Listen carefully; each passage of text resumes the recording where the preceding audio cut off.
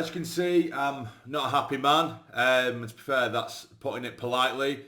I'm recording this straight after full time. We've just got beat 2-1 against Watford. It looked like we were cruising towards at least a draw. If anything, we were knocking on the door for a win. However, Dan Neil, our captain, shoots us in the foot, and not for the first time this season or for the last couple of seasons. Dan Neil, I'm not going to put all the entire blame on him, although a large part of it has to be shouldered, particularly as captain. I don't give a shit how old or young you are, how inexperienced you are. If you're giving the captain's armband, then you need to show a bit more nous than he has done, and he's just made an absolute brain-dead decision and cost us all 3 points there, or cost us a point at the very least. And he's done that a lot, and I've said prior to this game, even when we were winning, and even in the preview to this game when I was talking about my predicted sort of 11 for the game, and I was talking about our midfield with Chris Rigg, Job and Dan Neil, I said the weakest one out of that has been Dan Neil in terms of performances.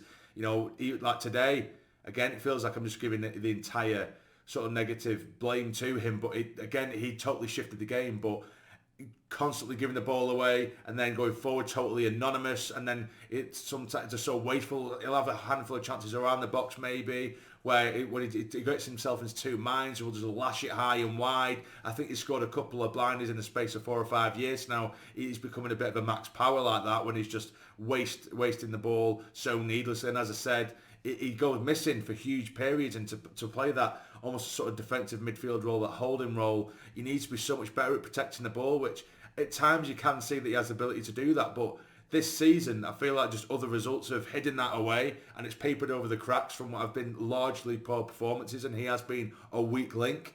And it's infuriating, and again, because a lot of the team were dragging us forward. That first half performance, which I'm going to get into the whole performance as a whole anyway, that first half performance was poor. If anything, I think from the whole team collectively was the worst performance we had so far this season. But second half, we're just as good as any of the other games where we've won, where I think we really did look great. And like I said, we got an immediate equaliser in that second half. We all looked like we were knocking on. Then they get their first chance basically breaking into our half. And then Dan Neil, rather than standing the man up or showing him out while showing him to the line and just showing him out wide, he just lunges in for no reason. Absolutely no reason at all. And we can say, oh, he's inexperienced. How many times have we seen Dan Neil do that? It's so many times. At what point do you say it's inexperience or fucking stupidity? I would argue it's the latter, strongly. And I know this has been 3 minutes the opening, just slating Dan Neil, but it's infuriating when you're on the road, a difficult place to go, it's a good Watford side, and then one man, and the man who's supposed to be your captain is the one that shoots you in the foot. It's infuriating. But yeah, we'll get into the game. So we went exactly as I predicted. Mepham was staying in place of Ballard, who didn't feature, presumably injured still. Mayenda, again, we heard rumours last night that he was injured, so Isidore did start, which I was happy to see. Really excited. Getting into the game, and opening couple of minutes, we held onto the ball well, but then there was a 15-20 minute period after that where it was all Watford, and our defending was utterly atrocious. We were so narrow, and we had Hume on one side and Sirkin on the other, who could not defend for shit, and also they didn't exactly get the help from the wingers either. The amount of times we went down Sirkin's side, and because Sirkin's tucked in so narrow with his centre-backs, whoever's out wide for Watford, every single time they were queuing up out there, and there was acres of space. I mean, acres. There's nowhere.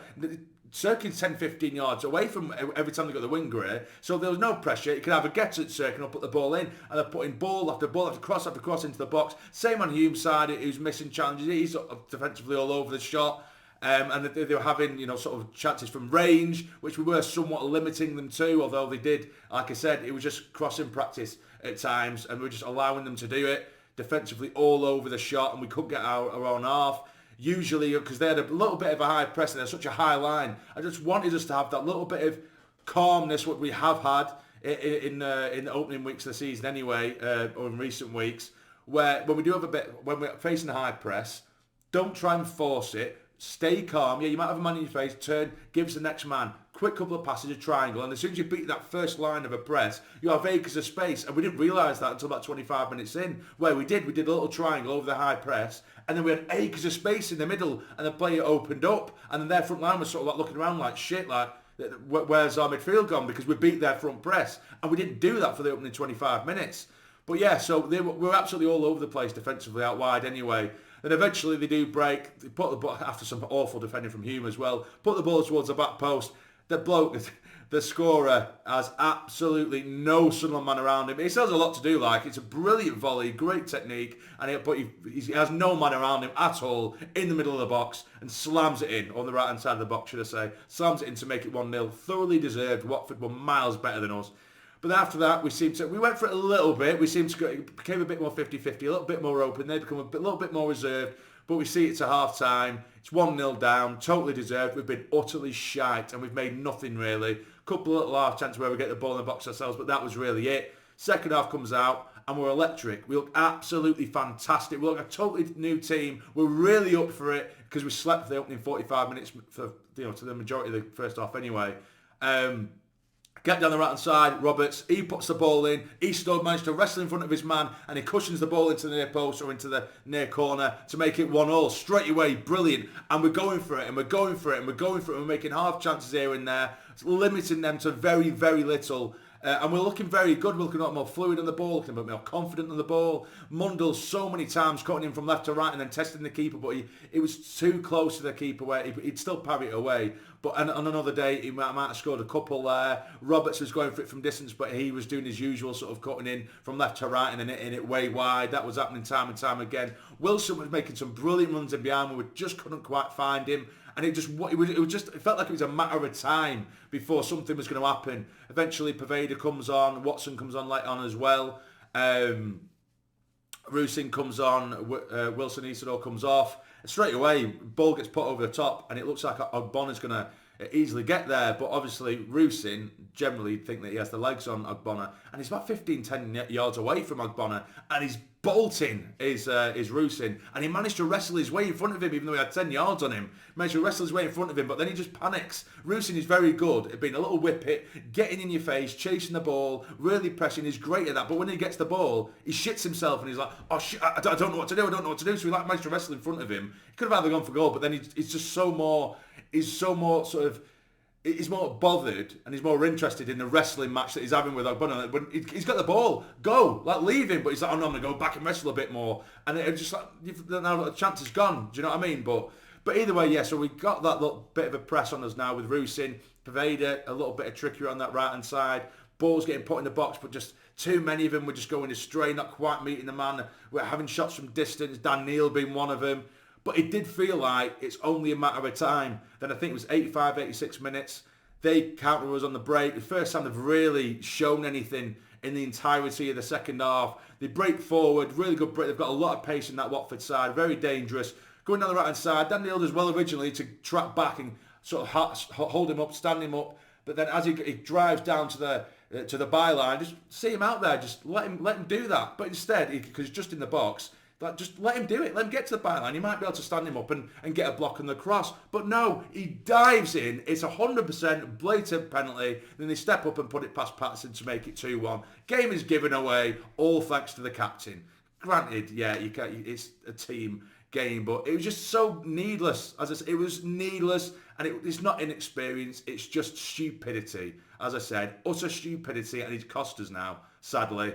It's fucking annoying because we know how Dhannoo can be. He can be a brilliant Rolls Royce of a player, but he has been the weak link since the start of the season in what has been a largely successful team so far. But again, points like that, that's what stops you from staying down or going up. And he's just thrown it away for us, unfortunately. But again, I'm going to try and... I say I'm not going to be harsh on him, but I've done 9 minutes of just slating Dhannoo, essentially, haven't I? But yeah, anyway, we end up going up the other end. We have another half chances here and there. Job has one from distance, good save. Corner in, Patterson goes up. He actually wins the header, Patterson, but he heads it straight at the keeper. And then they pretty much just see it out. 2-1 to Watford. Fair play to them. They were miles better in the first half. A good half an hour, 35 minutes of that first half. They were a lot better than us. And we were utterly terrible defensively. But that second half, we come out and we look fantastic. So even in defeat, I can say when we look good and when we don't. But yeah, thrown away by a moment of stupidity from our captain. It could have been a really nice... Even a draw would have been nice. You know, he's sort of getting his first goal for the club and then going to a difficult place away from home. That's a good side to get a point. I would have been quite content with that. But no, it's been thrown away, sadly, and it's fucking infuriating because even that point, I would have seen us top of the league on goal difference, and it would have been a really nice way to see the weekend. But again, oh Jesus! But yeah, I'm gonna leave it at that, guys. Really, really frustrating, infuriating. I'm just gonna end up going around in circles and repeat myself. But anyway, that's it. What did you guys think of the game? Let me know what went right, what was wrong. Yeah, let me know in the comments down below. But if you've somehow enjoyed, hit the like button for me. It's still appreciated. I know we've been beat. I know it's a frustrating one, but if you hit the like button for me, it'd be so appreciated. And subscribe if you are new. I'll see you next time. Take care. Stay jammy.